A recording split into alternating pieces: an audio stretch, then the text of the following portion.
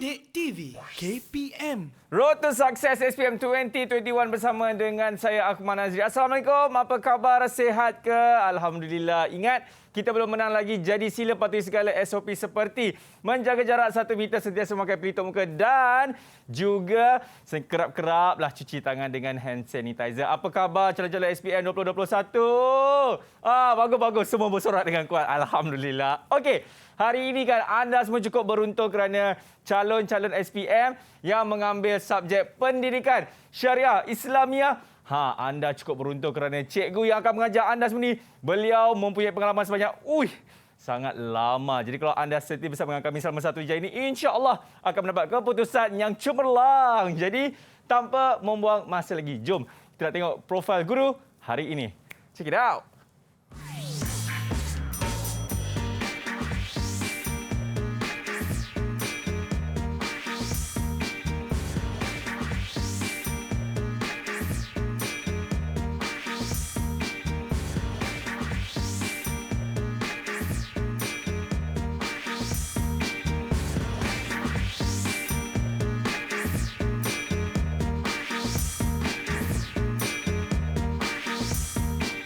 Manis senyuman ustazah ni. Kau nampak dia punya kod dia pun manjat dah wajah dah. Jadi tanpa membuang masa lagi, ini dia Ustazah Rahmah. Assalamualaikum. Waalaikumsalam warahmatullahi Encik Akmal. Ya, sihat cikgu Alhamdulillah sihat. Yang mengajar di sekolah menengah Sains Selangor. Jauh tu cikgu datang sini Jauhlah juga kat Ceras je.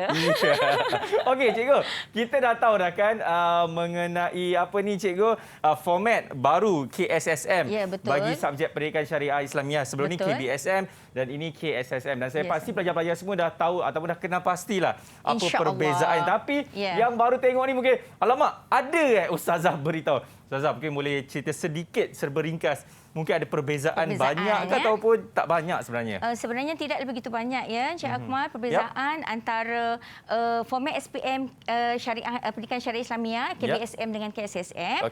KBSM kita ada 2 paper.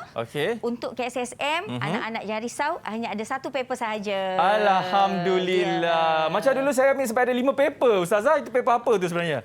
Itu termasuk ujian lisan.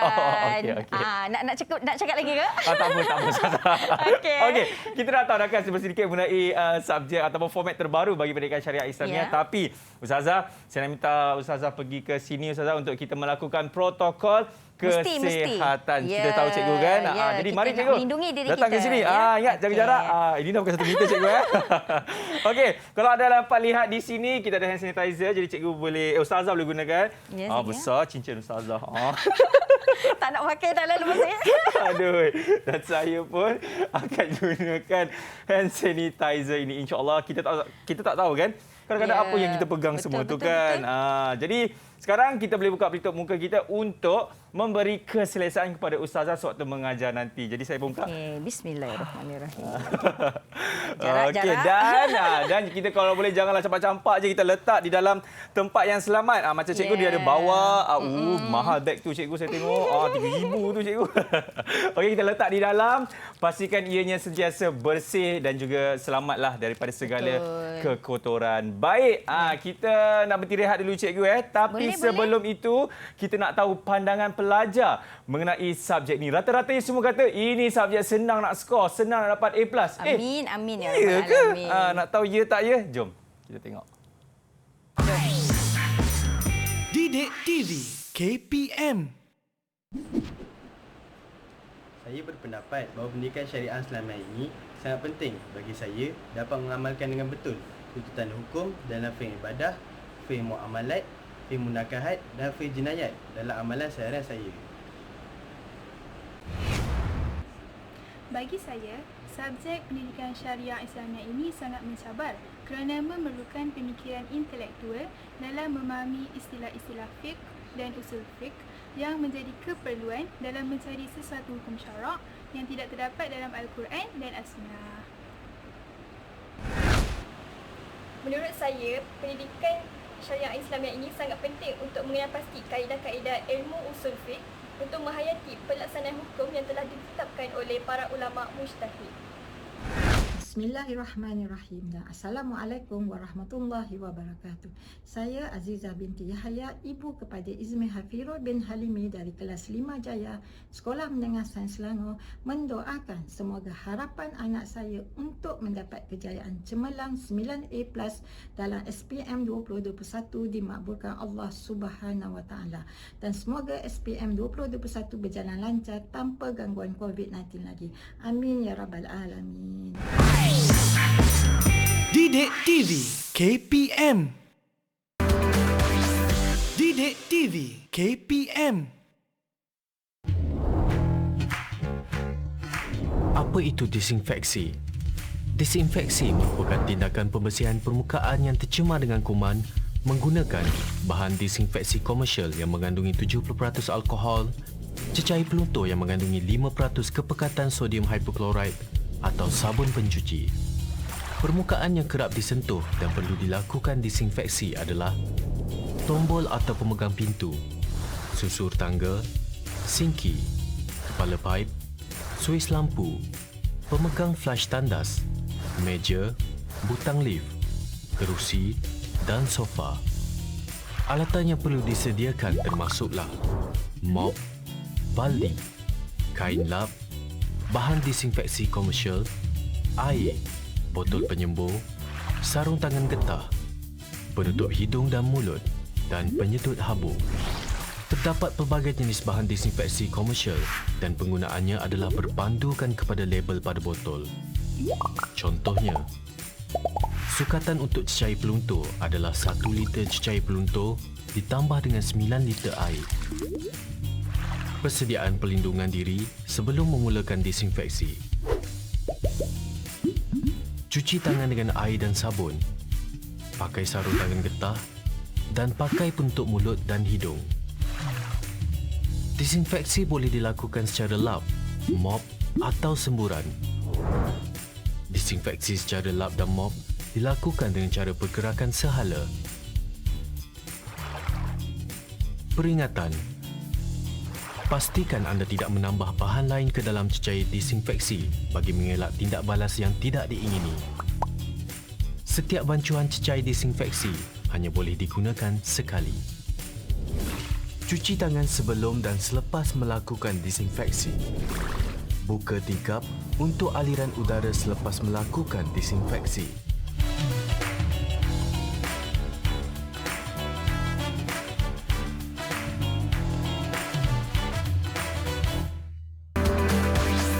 Didik TV KPM. Murid-murid masuk ke kelas. Anda sedang menyaksikan Road to Success SPM 2021 bersama dengan saya, Akmal Nazri. Baik, hari ini kita nak belajar bagi subjek pendidikan syariah Islamiah. Dan saya pasti anda semua yang mengambil subjek ini, kita dah tahu siapa gurunya dan tak sabar-sabar macam mana cikgu nak mengajar teknik, nak kongsikan ilmu kepada anda. Tapi relax dulu, jangan risau sebab kita nak tahu sekolah pilihan hari ini. Siapakah mereka? Ini dia, daripada Sekolah Menengah Sains Selangor. Assalamualaikum, apa khabar? Waalaikumsalam. Izmir, kita start pada Izmir dulu. Boleh on mic kot? Kesian. Cakap tak dengar suara. Izmir Hafirul, betul? Assalamualaikum warahmatullahi wabarakatuh. Waalaikumsalam. Ya. Sihat Izmir? Alhamdulillah, sihat. Alhamdulillah, sihat. Alhamdulillah. Tu baju apa? Baju apa yang awak pakai tu macam pancaragam ke? Yes. Betul ke? Pandai Cik Akmal. Ya, betul. Wah, okey, tapi sayangnya hari ini bukan kelas pancaragam kan? Okey, hari ini kita nak belajar macam saya cakap tadi, pendidikan syariah Islamiah. Baik, kita ada Izmir. Kita seterusnya ada Muhammad Syahmi. Betul? Ya, betul. Katanya KRS ke lain sebab baju hijau. KRS. Betul juga. Kedek remaja sekolah. Saya Ustazah sebagai bekas ketua pengawas di Sekolah Menengah Sains Selangor kan. Okey. Tahu. Okey, seterusnya. Patutlah ya masih ingat dia segar di memori. Ingat dulu saya masuk semua. Okey, seterusnya kita siapa? Nik Sabrina Kenalkan diri awak. Assalamualaikum warahmatullahi wabarakatuh. Waalaikumsalam. Saya Nik Sabrina Tisha dari Sekolah Menengah Sains Selangor. Ini mesti Pandu Puteri. Baju yang tidak asing lagi. Ya, saya dulu ni Presiden Pandu Puteri. Itu bukan perempuan ke Pandu Puteri? Kena siasat ni, kena siasat. Itu nanti kita akan ni baliklah. Seterusnya ni, ada juga daripada adik kita pancaragam ni. Betul? Betul. Okey. Assalamualaikum. Waalaikumsalam. Nama saya Nur Syahidah binti Kamarudin dari Sekolah Menengah Sains Selangor. Salam kenalan. Selamat kenalan. Awak main percussion apa ni? Saya main percussion. Percussion. Okey. Cun. Alright. Dan seterusnya, Abang Bomber kita. Abang Bomber, I love you. Silakan, nama awak siapa? Hello, Abang Bomber? Hello, Abang Bomber? Saya. Nama. Cakap. Ya, Adam. Saya. Saya rasa lain legging sikit kot. Okey. Tak apa, saya akan panggil awak Abang Bomber je. Okey, dan seterusnya pengangkap. Buat sikit tepuk-tepuk pengangkap tu, Afika. Cakap. Assalamualaikum warahmatullahi wabarakatuh. Assalamualaikum. Itu je. Selamat kenalan, itu je. Saya rasa legging. Dia ni lah. Okey, baik. Kita pun dah kenal adik-adik kita daripada Sekolah Menengah Sains Selangor. Jadi tanpa membuang masa lagi, Cikgu, boleh kita mulakan kelas kita? Boleh, insya-Allah. Baik, jadi dengan itu bismillahirrahmanirrahim, Cikgu. Kita mulakan kelas bagi subjek Pendidikan Syariah Islamiah. Dipersilakan. Okey, terima kasih Encik Akmal. Sama-sama. A'udzubillahi minasyaitanirrajim. Bismillahirrahmanirrahim. Alhamdulillahirabbil alamin. Assalatu wassalamu ala asyrafil anbiya'i wal mursalin wa ala alihi wa ashabihi ajma'in. Amma ba'du. Assalamualaikum warahmatullahi wabarakatuh. Waalaikumsalam. Alhamdulillah, anak-anak murid ustazah sekalian, hari ini kita bersyukur kepada Allah SWT kerana kita dapat menjalankan satu lagi sesi program Road to Success SPM 2021 for subjek Pendidikan Syariah Islamiah, ya. Apa khabar anak-anak murid ustazah yang baik, berada ustazah. di sesi Google Meet, ya. Encik Akmal menjadi anak murid ustazah yang baharu pada hari ini. Begitu juga anak-anak murid ustazah di rumah. Ustazah doakan kita semua berada di bawah lindungan dan rahmat daripada Allah Subhanahu wa taala sentiasa. Amin amin ya rabbal alamin. So, apa yang ustazah nak kongsikan pada hari ini dengan anak-anak semua? Okey, Skema jawapan. Yes, actually this is bukan this memang skema jawapan, ya. Encik Akmal sangat tepat sekali. So hari ini ustazah nak kongsikan salah satu phase, ya, dalam Road to Success SPM 2021 PSI, which is dalam kita menuju Success SPM ni means you score A+, ya. Dalam SPM nanti adalah menguasai konten, ya, menguasai konten silibus Pendidikan Syariah Islamiah KSSM tingkatan 4 dan tingkatan 5. For this session today, we will discuss on adab pergaulan dalam rumah, iaitu tajuk pertama dalam bidang ayat hukum Pendidikan Syariah Islamiah tingkatan 4. Ya. Jadi kalau kita melihat, ya, kepada tajuk ini, anak-anak kita dapat sedar dan aware bahawa Islam ini amat menitik beratkan tentang adab, ya, sehingga dalam rumah pun ada adab-adab tertentu yang mesti kita amalkan, ya. Dan juga tajuk ini sangat sinonim lah dengan situasi pandemik COVID-19 yang sedang kita hadapi sekarang ini. Kerana rumah merupakan lokasi yang kita sangat sering kita berada di dalamnya bagi mengelakkan kawasan sesak di luar sana, ya, untuk mengelakkan jangkitan COVID-19. Okey, so sebelum kita mengupas lebih dalam tentang tajuk adab pergaulan dalam rumah, suka ustazah untuk mengingatkan dan menyenaraikan kepada anak-anak hasil pembelajaran yang patut anak-anak dapat dan peroleh daripada tajuk adab pergaulan dalam rumah kita pada hari ini. Hasil yang pertama menyatakan satu tuntutan hukum daripada ayat 58 hingga 59 surah An-Nur dengan betul. Tengok, ya anak-anak, sebenarnya adab yang kita pelajari pada hari ini bukannya adab yang direka oleh ulama begitu sahaja, ya. Adab ini merupakan diambil daripada ayat Al-Quran 58 hingga 59 surah An-Nur. Jadi anak-anak mesti mampu untuk menyatakan tuntutan hukum yang ada pada ayat ini. Hasil yang kedua, anak-anak mampu untuk menerangkan satu sebab nuzul ayat 58 surah An-Nur dengan jelas. Hasil yang ketiga, anak-anak mampu menjelaskan satu kaedah istinbat hukum berdasarkan lafaz liyasta'zinkum dengan betul. Ya, di dalam pendidikan syariah Islamiah ni, Encik Akmal, kita memang mengajarkanlah anak-anak murid kita bagaimana dengan dia melihat dalil tadi, bagaimana dia nak istinbat hukum daripada dalil tadi. Ya. Kemudian hasil yang keempat, menghuraikan dua golongan yang wajib meminta izin dengan jelas. Hasil yang kelima, anak-anak mampu menilai satu kepentingan melaksanakan tuntutan wajib meminta izin dengan jelas. Dan hasil yang terakhir, semoga sempat kita sampai pada sesi pada hari ini, anak-anak mampu mencadangkan satu amalan yang sesuai diamalkan berdasarkan tuntutan ayat hukum dengan betul. Okey. Boleh kita menuju ke slide yang seterusnya? Tak boleh, Ustazah. Okey, tak boleh. Siapa yang Ustazah ni? Ustazah. Okey. So, seperti mana yang Ustazah telah katakan tadi anak-anak, tajuk kita pada hari ini, adab yang kita akan pelajari pada hari ini, sebenarnya ada dalam pergaulan rumah ni banyak. Tapi kita hanya tekankan kepada apa yang diminta, yang dituntut dalam ayat 58 hingga 59 surah An-Nur. Jadi Encik Akmal, sukalah saya untuk mengekspresi, memberitahu. Yes, untuk memaklumkan, untuk menunjukkan kepada semua bahawa anak murid saya boleh membaca Al-Quran dengan baik sekali. Alhamdulillah. Okey, so saya minta qori kita. Siapa? Muhammad Syahmi. Muhammad Abang Kadet KRS. Yes, Abang KRS untuk membacakan ayat 58 hingga 59 surah An-Nur. Falyatafaddal mashkura. Kalau boleh Syahmi dekatkan awak punya mikrofon dekat mulut, boleh ke? Okey, cantik. Alright, silakan. A'udzu billahi minasy syaithanir rajim.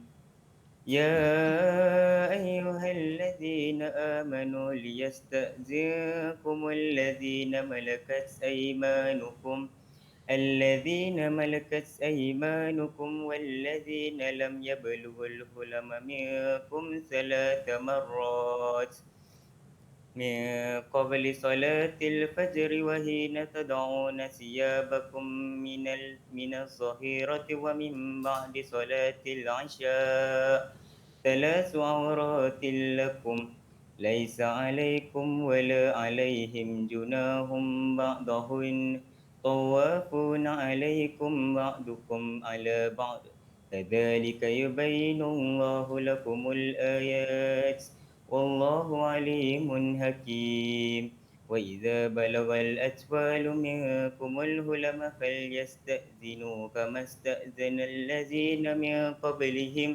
كذلك يبين الله لكم آياته Wallahu alimun hakim. Masya-Allah. Azim. Okey. Ustazah ni anak siapa ni Ustazah ni? Anak Cik Sa.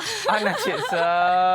Terima kasih anak anda Syahmi. Okey, jadi ini adalah, ingat ya anak-anak, ini ayat yang akan kita bincangkan pada hari ini. Baik. Dan dalam soalan. Soalan pendidikan syariah Islamiah ni, Cik Akmal, anak-anak kena alertlah ya dengan ayat yang diberikan dalam kertas soalan supaya jawapan anak-anak tadi nanti tak lari daripada fokus ayat yang diberikan dalam soalan. Baik, Ustaz. Saya macam nak suruh Syahmi baca lagi sekali lah. Saya nak buat nak rekod. Boleh rekod kemudian ya. Okey. Okey, so ini adalah terjemahan ya untuk ayat 58 surah An-Nur. Baik. Okey. Ustazah nak minta seorang bacakan? Siapa volunteer? Ya, Ustazah, saya. Tak nak. Silakan, Izmir Hafirul. Ya, betul. Baiklah, saya bacakan. Untuk ayat yang 58, wahai orang yang beriman, hendaklah hamba kamu dan orang yang belum baligh dalam kalangan kamu meminta izin kepada kamu sebelum masuk ke tempat kamu pada 3 waktu, iaitu sebelum solat subuh dan ketika kamu membuka pakaian kerana kepanasan tengah hari dan selepas solat isyak. Itulah 3 waktu bagi kamu yang biasanya terdedah aurat kamu padanya. Tidak ada dosa bagi kamu dan tidak pula mereka selain daripada 3 waktu itu. Kerana mereka orang yang selalu keluar masuk kepada kamu dan kamu sentiasa berhubung rapat antara satu dengan yang lain. Demikianlah Allah Subhanahu Wa Taala menerangkan kepada kamu ayat-ayatnya serta ingatlah Allah Subhanahu Wa Taala maha mengetahui lagi maha bijaksana. Okey, terima kasih Masya anak-anak Allah. Izmir. So Ustazah terangkan sedikit tentang maksud ayat 58 surah An-Nur.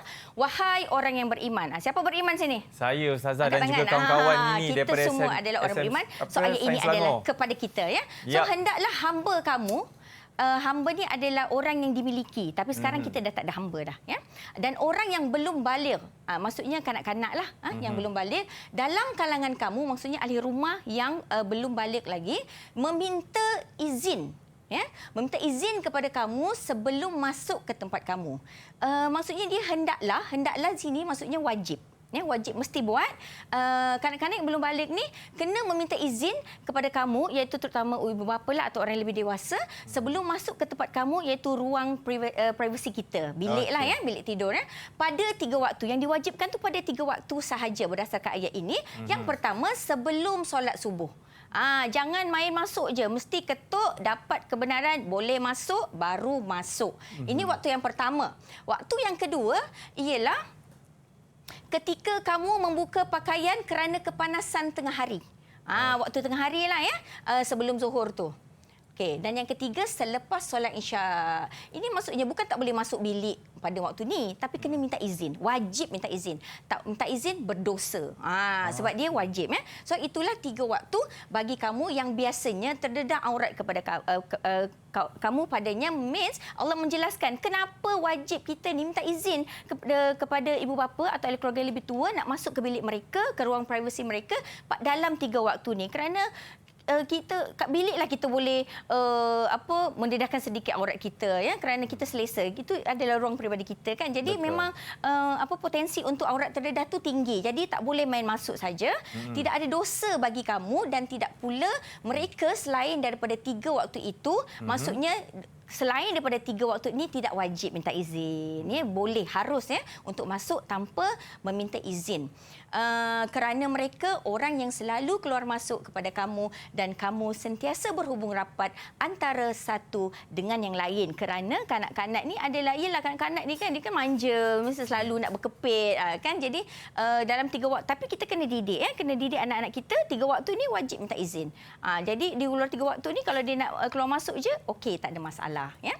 Demikianlah Allah SWT menerangkan kepada kamu ayat-ayatnya ya. Maksudnya kat sini adalah hukum hakam yang kita perlu laksanakan dalam kehidupan kita. Serta ingatlah, ingat anak-anak ya, Allah itu maha mengetahui lagi maha bijaksana. Betul. Kita tak boleh nak nak bagi muslihat lah ya, bagilah muslihat macam mana pun, Allah actually tahu apa yang kita buat. Betul. Ya. Okey, so kita pergi pula kepada terjemahan ayat 59. Okey, someone bacakan. Siapa? Siapa nak bacakan? Okey, Afika, sila. Okey, silakan. Dan apabila kanak-kanak daripada kalangan kamu telah balik, maka hendaklah mereka meminta izin sama seperti cara meminta izin orang yang tersebut dahulu. Demikian Allah SWT menjelaskan kepada kamu ayat-ayatnya, dan ingatlah Allah SWT amat mengetahui lagi maha bijaksana. Okey, terima kasih Afika, walaupun agak ada sedikit lagging ya.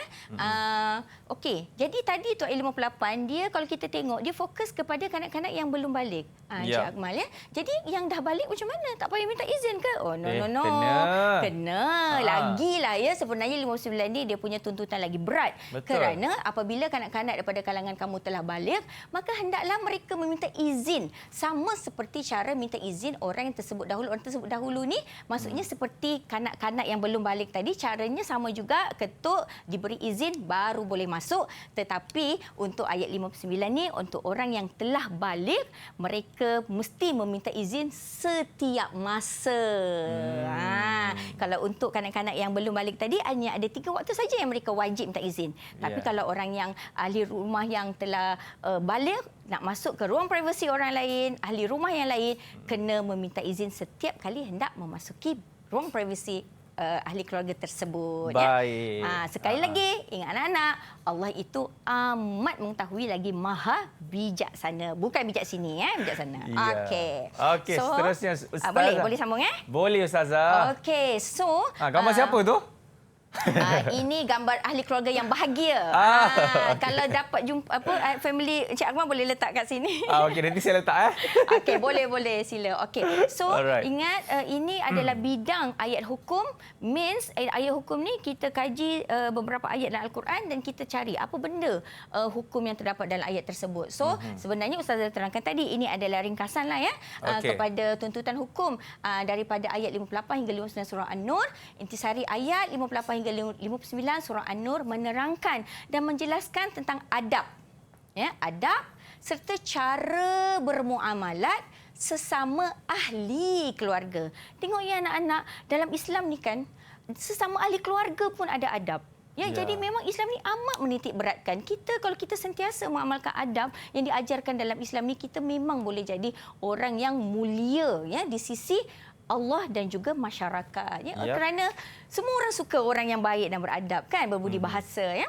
Ketika dalam rumah, apatah lagi kat luar rumah, mesti kita mengamalkan adab juga SOP ya, Encik Akmal. Ya, Ustazah. Okey, peraturan yang dinyatakan adalah berkisar tentang adab meminta izin ketika hendak memasuki bilik ibu bapa ya. Jadi ketua dalam rumah tangga biasa memang ibu bapa lah ya, terutama lagi ini sedangkan masuk Ustazah kat sini, sedangkan dalam keluarga yang nukleus kita yang kecil tu pun kena minta izin daripada ibu bapa. Apatah lagi kalau kita bershare antara cousins kat rumah dan satu rumah, lagi lah ya, adab ini perlu kita amalkan setiap masa ya.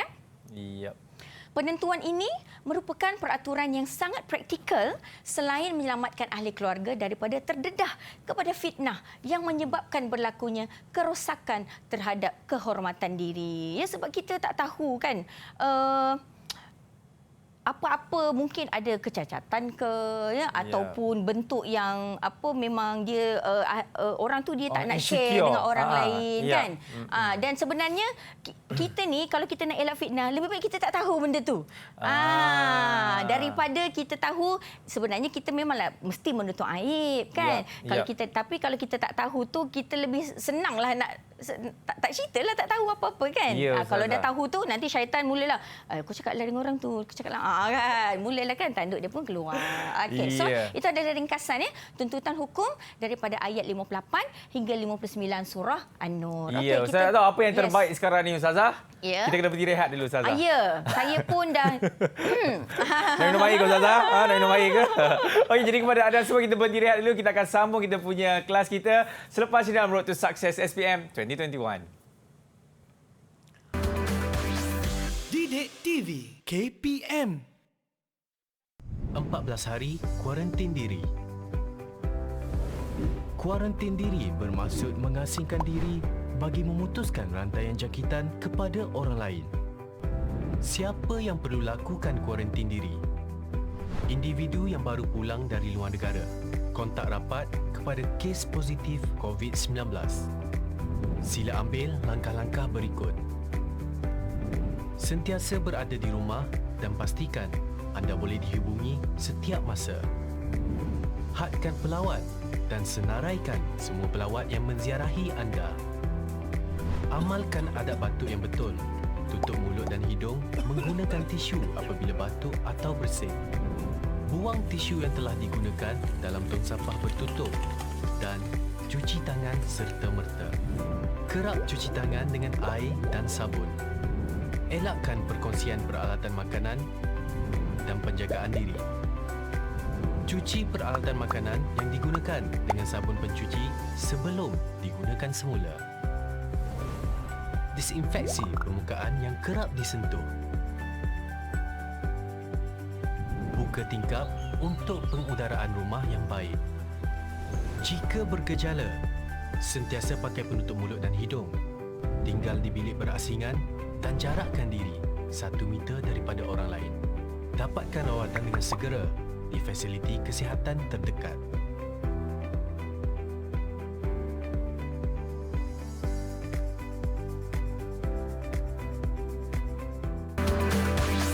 Didik TV KPM. Alright, masih lagi menyaksikan Road to Success SPM 2021 bersama dengan saya Akmal Nazri. Baik, sebelum kita nak mulakan kelas kita, seperti biasa kita ada kad Hari Guru yang dihantar oleh adik-adik kita. Yang ini kalau saya dapat lihat, nampak tak? Masya Allah, cantiknya. Ini dihantar daripada siapa ni?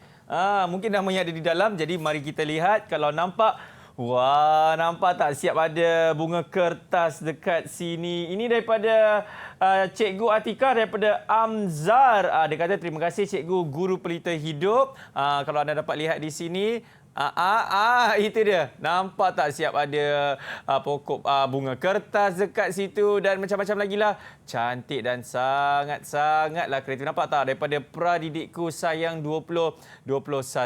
Alright. Jadi terima kasih dia ucapkan kepada adik Amzar. Baik, Cikgu.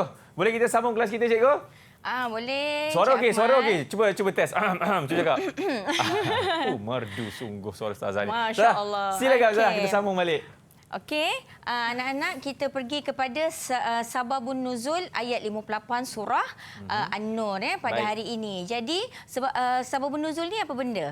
Dia ada salah satu dia peristiwa yang berlaku menyebabkan satu peristiwa itu berlaku, maka menyebabkan Allah menurunkan certain ayat kepada Nabi Muhammad sallallahu alaihi wasallam. Jadi untuk ayat 58 surah An-Nur ni ada dua peristiwa ya.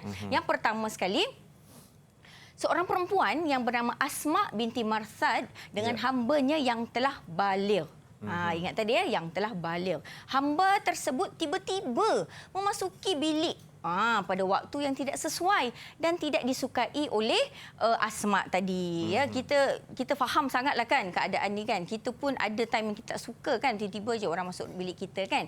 Justru beliau memaklumkan dan memberitahu kepada Rasulullah SAW tentang peristiwa tersebut. Maka turunlah ayat 58 surah An-Nur ini. Ya, itu adalah peristiwa yang pertama. Jadi setelah peristiwa ini turun, ada pula lagi peristiwa yang berlaku ya.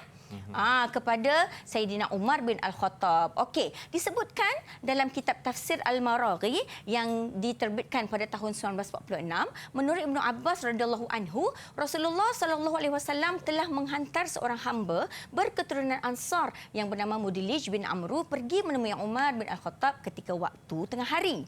Lalu dia mengetuk pintu rumah Umar radhiyallahu anhu dan terus masuk sehingga Umar radhiyallahu anhu terjaga daripada tidurnya dan duduk, tetapi sebahagian auratnya terselak dan dilihat oleh hamba tersebut. Kata Umar radhiyallahu anhu, kalau boleh aku ingin Allah SWT melarang bapa, anak dan hamba kami masuk ke bilik kami pada waktu-waktu begini kecuali setelah mendapat keizinan. Kemudian beliau dan hamba tersebut bersama-sama pergi menemui Rasulullah sallallahu alaihi wasallam untuk mendapatkan penjelasan akan perkara ini. Ayat yang menerangkan tentang peraturan tersebut iaitu ayat 58 surah An-Nur dan 59 surah An-Nur telah pun diturunkan oleh Allah Subhanahu Wa Taala. Lalu Sayyidina Umar radhiyallahu anhu terus bersujud sebagai tanda bersyukur kepada Allah Subhanahu Wa Taala. Ya, sekecil-kecil perkara ya Islam memberikan panduan kepada kita. Jadi anak-anak kita ni sebagai umat Islam kita tinggal buat saja. Jangan terlalu banyak objection lah kan, ikut sebab ini adalah untuk kepentingan kita bersama, kemaslahatan ya. Okey, so kita pergi kepada kaedah istinbat hukum. Istinbat hukum ni apa benda? Istinbat hukum ni adalah kita mengkaji dalil Al-Quran dan hadis dan mengeluarkan sesuatu hukum daripada dalil tersebut. Itu maksud istinbat hukum ya. Berdasarkan lafaz liyasta'dzinkum. Jadi kita mesti fokuskan dalam ayat 58 surah An-Nur tadi adalah ayat liyasta'dzinkum. Kat situ yang kita nak fokuskan. Ulama mengistinbatkan hukum meminta izin memasuki bilik ibu bapa melalui lafaz liyasta'dzinkum. Lafaz tersebut adalah fi'il mudhari'. Fi'il mudhari' ni bahasa Inggerisnya present tense lah. Ya? Okay. Berserta lamul amri. Ya ni biasanya ya ni ini adalah tanda dia ni fi'il mudhari'. Islah macam tu kan, bahasa Inggeris tu islah. Sebab yang tu Dai Aiman dia tak sempat ajar saya lagi Ustazah. Tak mengapa, Ustazah akan ajar pada hari ini. Baik ada Ustazah. Okey, dan li kat sini adalah lamul amri. Lamul amri maksudnya lam yang menunjukkan kepada ayat perintah. Kalau ayat perintah tambah dengan present tense fi'il mudhari, maka nama pun lam perintah. Dah tentulah perintah. Perintah mestilah buat kan. Buat maksudnya wajiblah hukumnya ya. Setiap perkara yang menunjukkan perintah adalah wajib. Kan? Oleh itu, wajib meminta izin memasuki bilik ibu bapa pada 3 waktu tersebut bagi hamba dan kanak-kanak yang belum balik. Okey, boleh faham ya anak-anak murid Ustazah? Apa perintah? Yang tu kan? Yang mana? Sesuatu perintah. Perintah. Okey. Yang mana? Tak nampak. Ada yang Ustazah perintah. Yes, perintah. Oh, saya dengar perintah. Perintah. Perintah means wajib buat. Wajib buat Ya? Okey. Alright. Okey, anak-anak Ustazah ada soalan? Mana anak Ustazah? Oh. Ya. Ada soalan. Saya ada anak yang lain kat belakang saya, Ustazah. Saya fikir mudah difahami ya, sebab ini adalah kita punya amalan seharian kita kan. Ya, sebab saya nampak Nik Sabrina dia paling banyak angguk-angguk Ustazah. Ada lagi soalan apa-apa ke Sabrina kepada Ustazah? Kalau tak ada pun ada kan juga. Tak ada Tak apalah, sebab selepas ni saya pula nak tanya dia orang. Okey. So anak-anak, berdasarkan ayat 58 hingga 59 surah An-Nur tadi, kita dah melihat ada 2 golongan ya. Ada 2 golongan yang wajib meminta izin pada 3 waktu sahaja, tetapi ada juga golongan yang wajib meminta izin jika nak masuk ke bilik ahli keluarga lain, terutama ibu bapa, pada setiap masa. Selagi tak diberi izin, tunggulah kat pintu ya. Betul. Okey. Golongan yang wajib minta izin sebelum masuk ke bilik ibu bapa terbagi pada 2, iaitu yang pertama, golongan yang wajib minta izin dalam 3 waktu tadi, iaitu golongan hamba dan kanak-kanak yang masih belum balik. Manakala golongan yang kedua adalah golongan kanak-kanak yang telah mencapai umur balik dan orang dewasa wajib meminta izin pada setiap masa ya. Okey, kita laju sikit. Okey, 3 waktu yang dilarang masuk tanpa izin diulang semula. Yang pertama waktu apa? Sebelum subuh. Pandai Encik Akmal, sebelum subuh, iaitu kerana kebiasaannya ibu bapa sedang tidur dan kemungkinan terdedah aurat adalah sangat-sangat tinggi. Betul. Ya. Waktu yang kedua sebelum zuhur ya, kerana zuhur ni adalah waktu yang digalakkan dibuat qailulah. Qailulah ni tahu tak apa Encik Akmal? Saya dulu pernah orang beritahu saya. Lupa kan. Qailulah tu adalah tidur sebentar pada waktu tengah hari. Nap. Maksudnya nap tahu, yang tu tak tahu. Masya Allah, apa nak dengan kau ni Akmal? Tak apa, lepas ini Encik Akmal dah tahu, tak sebut nap dah, sebut qailulah dah. Apa qailulah? Qailulah. Bukan qailullah ya. Qailulah. Di mana ibu bapa sedang berehat dan menukar pakaian. Kan sekarang panas kan. Terutama kalau sebenarnya tanah Arab tu lagilah kan, cuaca dia kan memang gitu kan. Okey. Waktu yang ketiga selepas Isyak. Ya. Selepas Isyak ialah masa untuk nak tidur. Kan bersiap untuk tidur, dah tentulah masa nak tidur tu takkanlah nak berjubah bagai bertunduk labu kan. Islam tak adalah sekejam itu ya. Boleh je nak berehat, mengikut pakai pakaian dia yang diselesa, tapi macam biasa orang yang nak masuk bilik, ruang privasi kita hendaklah meminta izin sebelum masuk. Okey.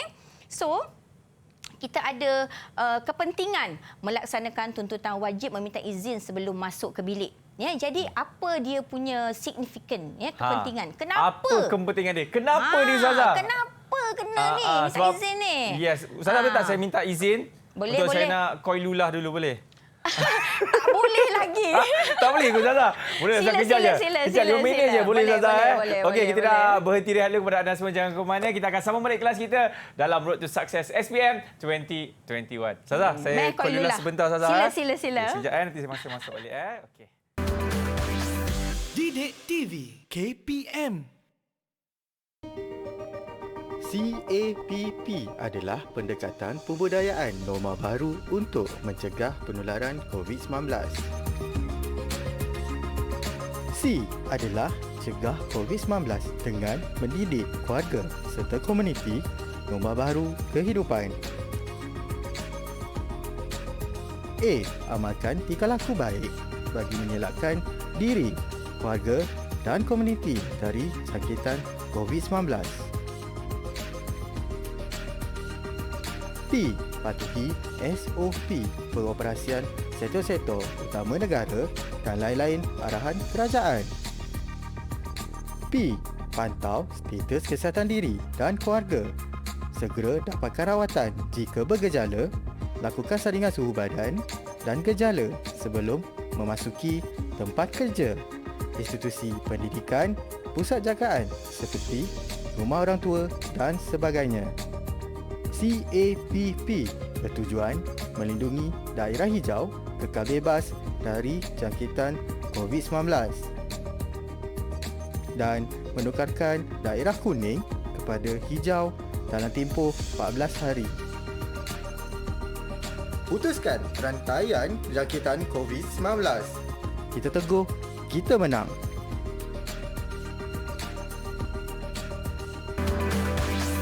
Didik TV KPM. Alhamdulillah, saya dah pun Qailullah tadi. Sekarang baru segar, kita nak sambung balik kelas kita. Ustazah, on you Ustazah. Okey, apakah perasaan Encik Akmal selepas Qailullah? Masya Allah. Ada orang minta izin tadi? Nasib baik tak ada. Isteri je dia ketuk. Okey. So, Ustazah dah terangkan dengan panjang lebar tadi tentang adab pergaulan dalam rumah. Jadi, Ustazah nak tengok pula tak nak anak-anak Ustazah ni mengantuk. Ustazah, ada orang ponteng kelas Ustazah. Ada orang ponteng kelas. Illallah. Masya Allah, apa nak jadi? Siapa yang lari ni Ustazah? Siapa yang lari ni? Tunggu ya Adam. Oh, yang bomba tu ke? Abang bomba kita. Ustazah, mungkin ada kecemasan. Okey. Betul lah Encik Akmal, ada kecemasan rasanya tu. Ya. Kejap kita panggil dia balik. Okey, Ustazah, silakan. Okey. Jadi Ustazah nak anak-anak pula menerangkan kan. Dah mesti dah faham kan antara daripada tuntutan tadi kenapa sebenarnya. Ya, penting kita laksanakan meminta izin sebelum masuk ke bilik orang lain atau ahli keluarga yang lain. Okey, yang pertama, menjaga aib dan kehormatan ibu bapa serta ahli keluarga supaya kemuliaan mereka sentiasa terpelihara. Terangkan. Okey, siapa terangkan? Ni abang bomba tadi. Oh, lari-lari tadi. Dah masuk balik pun. Ada kecemasan ke abang bomba? Ada ular masuk rumah ke tadi? Okey, kepentingan yang pertama. Silakan Adam Mukris. Bagaimana dengan minta izin ni kita boleh menjaga aib dan kehormatan ibu bapa? On mic Adam. Okey. Takut dia lagging sikitlah dia punya gadget ni. Boleh ke Adam? Boleh. Okey, silakan.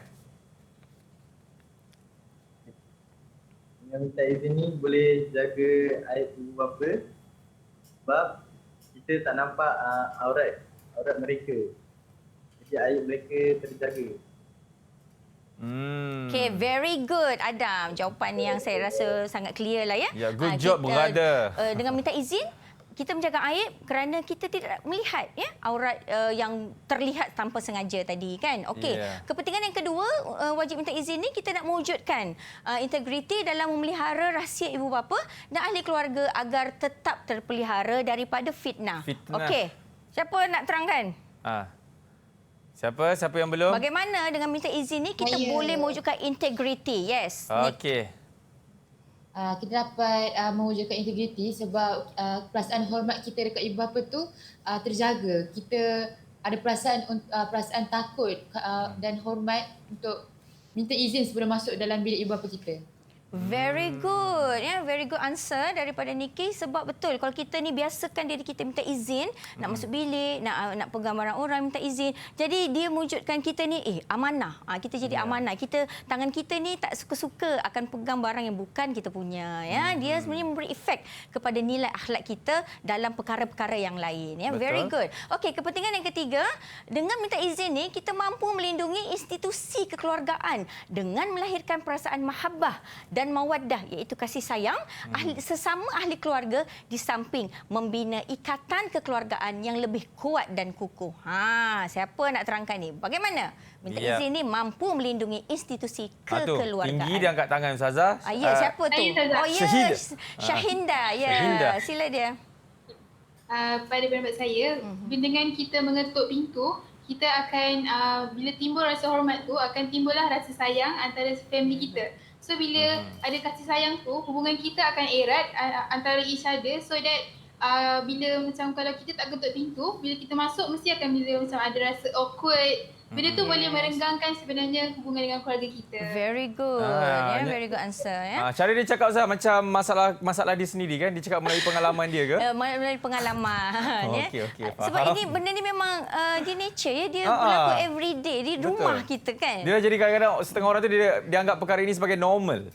Itulah Islam ni nak terangkan benda is not normal. Kita kena beradab, ya, kena beradab di dalam rumah sesama ahli keluarga kita. Jadi kita akan melindungi kita punya sisi kekeluargaan tu. Kita akan jadikan, kalau tengok kan ahli keluarga perempuan yang tak tutup aurat kan, kita rasa apa ni tentang rambut ni, kan kita akan rasa macam janganlah apa ni, kan macam tu, ya. Okey, kepentingan yang keempat, membentuk umat yang memiliki kepribadian mulia dan syahsiah yang unggul selari dengan kehendak syariat Islam yang mementingkan aspek melahirkan umat Islam yang menjaga kesucian nasab. Okey, siapa yang mampu terangkan? Ya. Poin yang keempat, kepentingan. Yes. Ini dia Kori kita. Ya, Syahmi. Syahmi. Pada pendapat saya, apabila kita mengetuk pintu dan meminta izin sebelum kita masuk ke dalam bilik ibu bapa kita, benda tu akan membentuk secara tak langsung akan membentuk peribadi kita yang mulia dan syahsiah yang unggul. Jadi dengan adanya kepribadian yang mulia dengan syahsiah yang unggul ni akan menjaga kesucian nasab kita. Yes. Jadi maksudnya kalau kita dah membiasakan diri kita untuk minta izin nak masuk ke bilik orang lain, ya, terus ahli keluarga, kita akan buat benda yang sama dengan kawan-kawan kita kat asrama, kan, kat dom kawan kita, dan menjaga kesucian nasab. Kenapa dia highlightkan nasab? Sebab kita menjaga maruah orang lain. Betul. Kalau kita begitu menjaga maruah orang lain, takkanlah kita tak menjaga maruah kita. Yes. Dah tentu kita lebih menjaga maruah kita, kan, dan kita tak sewenang-wenangnya nak sanggup untuk menodai maruah orang lain. Betul. Kan? Okey. Kepentingan yang kelima, dengan meminta izin ni, kita mampu menjadikan diri kita lebih berdisiplin dan berakhlak baik seperti mana yang dikehendaki dalam Islam. Okey. Siapa yang boleh terangkan? Ya. Ya, Afiqah. Okay. Afiqah, silakan. Menjadikan diri lebih berdisiplin dan berakhlak baik seperti mana yang dikehendaki dalam Islam. Menjadikan diri disiplin ni macam ibu bapa akan didik anak-anak kecil dia untuk adik nak masuk bilik ketuk pintu dulu. Berkibat kata patah, menyentuh buluh biarlah dari rebungnya. Dan berakhlak baik seperti mana yang dikehendaki dalam Islam, iaitu dia kita mendidik anak-anak kecil tu dari kecil untuk ketuk pintu, meminta izin. So dia akan menerapkan ajaran Islam dalam diri dia, iaitu meminta izin sebelum masuk ke ruang privasi ibu bapa. Yes, very good, ya. Sebab Afiqah, awak ni presiden pengangkap ke, Afiqah? Ke penolong pengerusi? Tak, saya ketua petrol je. Awak patut jadi inilah ketua, apa tu orang kata pengerusi terus, presiden. Mereka ni memang pelajar-pelajar yang berkaliber lah. Hebat diorang ni, Ustazah. InsyaAllah. Okey. Jadi memang betul, ya, Ustazah sangat setuju dengan pendapat Afiqah tadi. Memang dengan kita sentiasa meminta izin, kan, dia akan membentuk diri lebih berdisiplin. Jadi dia kalau kan orang yang biasa minta izin, lepas tu kalau dia main masuk je kan, satu dia tak selesa. Dia tak akan selesa buat macam tu, dia rasa berdosa, dia rasa bersalah, dan kalau ada orang buat macam tu macam awak ni tak ada minta izin ke? Ataupun kan? akan ada benda yang melayang kat kepala dia. InsyaAllah tengok keadaan. Kan, InsyaAllah tengok keadaan, ya. Kalau ada berdekatan mungkin. Okey. So kita lihat kepentingan yang terakhir. Islam amat mementingkan cara hidup yang sempurna. Betul. Dan mengikut syariat serta keprihatinan terhadap hubungan manusia lebih-lebih lagi dalam melahirkan keluarga sakinah. Jadi macam dari awal lagi Ustazah dah sebut tadi kan, ada pergaulan dalam rumah. Dalam rumah pun Allah sediakan tata cara, peraturan, nilai, adab, akhlak. Kita tinggal buat je. Kenapa? Sebab Islam is the way of life. Islam dah mengajar kita cara hidup yang sempurna. Ikut sajalah anak-anak. Dia akan memberi kebahagiaan kepada anak-anak di dunia dan juga di akhirat. Tapi Ustazah nak dengar juga pendapat siapa lagi yang belum? Izmir rasanya. Yes. Izmir. Okey, silakan Izmir.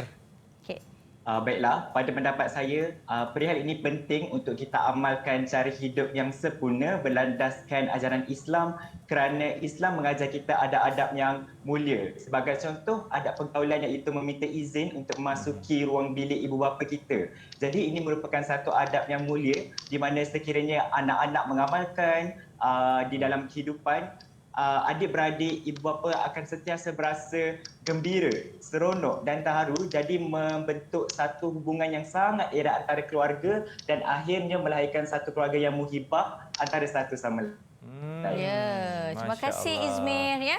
Jadi Ya. jelaslah kepada kita 6 kepentingan mengamalkan ya adab pergaulan di dalam rumah. Ya, cara Jadi dia cakap tadi Ustazah Hu macam ahli parlimen. InsyaAllah Menteri Pendidikan. Ya. Tahun 2050. Okey, Amin. insyaAllah. Okey, jadi kita dah lihat tadi ada 6 kepentingan kita beradab semasa berada di dalam rumah. Jadi ustazah nak anak-anak cadangkan. Jadi kalau saya ni memang selalu minta student lah ya bagi idea ya bagaimana cadangkan satu amalan yang sesuai diamalkan berdasarkan tuntutan ayat 58 hingga 59 surah An-Nur. Okey, sila. Okey. Cepat-cepat. Siapa? Cadangkan satu amalan. Ya, Syahinda. Baiklah. Pada pendapat saya, amalan yang sesuai diamalkan berdasarkan tuntutan ayat 58 hingga 59 surah An-Nur ialah dengan memperingati antara satu sama lain dengan adik-beradik atau sesama ahli keluarga agar kita akan sentiasa mengingati. Seperti mana kita ketahui, manusia sentiasa lupa, kita banyak kelemahan. So bila kita ingatkan antara satu sama lain, benda tu boleh make sure semua orang ingat benda tu dan lakukan benda tu. Very good. Ya, kalau bagi mereka peluang bercakap, mereka mengalahkan saya pula ya. Saya rasa orang semua menjadi host untuk Didik TV. Okey, so this is adab memasuki bilik ibu bapa. Yang pertama sekali memastikan waktu yang dipilih sesuai dan tidak mengganggu ibu bapa. Adab yang kedua memberi salam terlebih dahulu sebelum masuk ke bilik ibu bapa. Yang ketiga meminta izin sebelum masuki bilik ibu bapa. Maksudnya dengan ketuk pun dah okey. Kalau nak bagus lagi berdoakan ibu bapa. Assalamualaikum mak, Assalamualaikum ayah, boleh saya masuk kan? Dengar pun nampak ya Allah anak solehnya kan. Okey, ada yang keempat menunggu kebenaran untuk masuk ke bilik. Bukannya ketuk terus masuk. Saya dah ketuk tadi. Ya, dah ketuk belum diberi izin lagi kan. Jadi kena ingat mesti diberi izin dulu. Okey. Apa pula kan boleh masuk whatsoever. So boleh baru boleh masuk. Okey. So kita dah sampai rumusan boleh ke? Sampai boleh rumusan Ustazah. Okey. So rumusan kita pada hari ini ada 6 perkara yang perlu anak-anak ingat dan amalkan dalam kehidupan. Yang pertama sekali pertama menyatakan tuntutan hukum daripada ayat 58 hingga 59 surah An-Nur. Yang kedua menerangkan sebab nuzul ayat 58 surah An-Nur. Yang ketiga menjelaskan kaedah istimbat hukum berdasarkan lafaz lias ta'zinkum. Yang keempat menghuraikan golongan yang wajib meminta izin, ada 2 golongan tadi.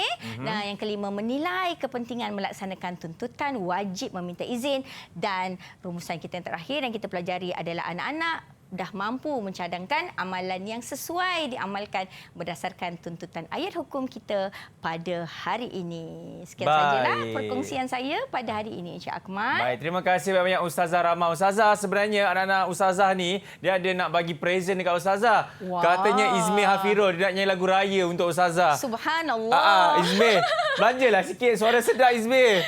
Sikit je. Dia saya cakap mana ada. Kejutan kan? Saya pun terkejut juga. Izmir nyanyilah sikit, belanjalah sikit. Kita ada masa berapa saat je ni, boleh? Syami boleh Syami? Nyanyi lagu raya sikit je Syami. Ya. Boleh okey, sikit je. Boleh. 1, 2, 3, go. Berlalulah sudah Ramadan, bulan berpuasa, awal kita rayakan. Alright, terima kasih Syami. Wah, Ustazah sporting lah anak-anak murid Ustazah ni. Kita ucapkan terima kasih banyak-banyak kepada anak-anak murid daripada Sekolah Menengah Sains Selangor. Saya doakan anda semua sentiasa diberkati dan akan mendapat keputusan yang cemerlang pada SPM 2021 nanti. Dan tak lupa juga Ustazah Rahmah, terima kasih banyak-banyak. Minta maaf. Gurau-gurau Ustazah kosong-kosong Kosong-kosong. Ya. Nasib baik kosong-kosong. Always, insyaAllah. Always, baik.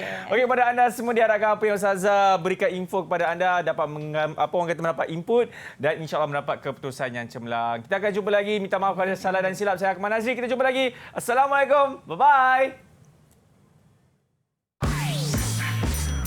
Didik TV KPM.